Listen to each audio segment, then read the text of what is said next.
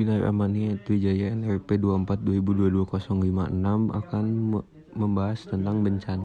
Jenis bencana dibagi menjadi 3, yaitu disebabkan oleh alam, disebabkan oleh non-alam, dan disebabkan oleh manusia. Contoh bencana yang disebabkan oleh alam adalah gempa bumi, tsunami, banjir, gunung meletus, angin puting beliung. Bencana non-alam contohnya ada di wabah COVID-19 yang terjadi di tahun 2020. Bencana sosial contohnya konflik sosial, yaitu terorisme. Upaya meminimalkan dampak bencana atau tindak-tindakan untuk memperkecil dan mengurangi dampak yang ditimbulkan dari suatu bencana. Peraturan Pemerintah Nomor 21 Tahun 2008 Pasal 1 Ayat 6 mitigasi struktural dan non-struktural. Mitigasi struktural upaya pengurangan dampak bencana melalui konstruksi atau perubahan lingkungan fisik dengan mengaplikasikan solusi bersifat teknis. Mitigasi non-struktural upaya dalam mengurangi risiko dengan cara memodifikasi perilaku manusia atau proses alam tanpa memerlukan struktur teknis.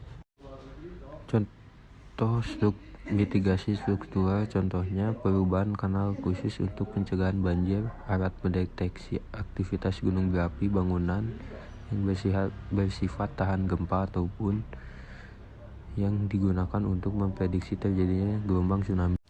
Mitigasi non-struktural contohnya pembuatan suatu peraturan undang-undang penanggulangan bencana UUPB.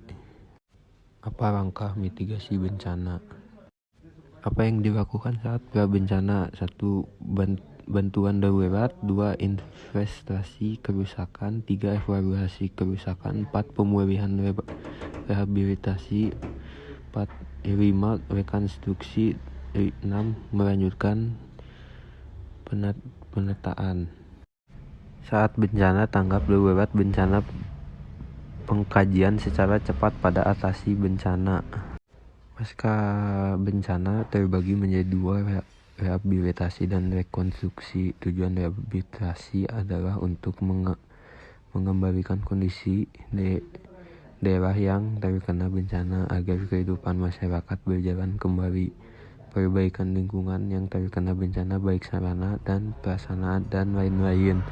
Sedangkan rekonstruksi adalah membangun sarana dan prasarana yang rusak karena bencana yang termasuk kegiatan